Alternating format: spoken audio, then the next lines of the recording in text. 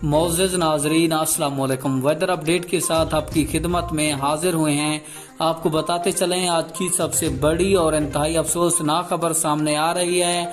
आप सब जानते हैं इस वक्त मुल्क भर में शदीद और खतरनाक तरीन बारिशें हो रही हैं, जिसके बाइस इंतहाई बड़े पैमाने पर नुकसान भी हो रहे हैं। तो आज की इंतहाई बड़ी और अफसोसनाक खबर आपके साथ शेयर करता चलूं, लेकिन उससे पहले वीडियो को लाइक और चैनल को सब्सक्राइब लाजमी कर दें ताकि आपको हमारी नई वीडियो सबसे पहले मिलती रहे। तो आपका कीमती वक्त जाया किए बगैर बढ़ते हैं वीडियो की जानिब। आपको बताते चलें महकमा मौसमियात की ताज़ा तरीन रिपोर्ट के मुताबिक मुल्क भर में अगस्त तक ये बारिशें जारी रहेंगी, जिसकी बुनियाद पर इंतहाई ज्यादा नुकसान होगा। आपको बताते चलें कि महकमा मौसमियात के मुताबिक पाकिस्तान को बड़ा खतरा है, पाकिस्तान में सैलाब आ सकता है क्योंकि ज्यादा बारिशें हो रही हैं और ये बारिशें अगस्त के महीने में भी जारी रह सकती हैं।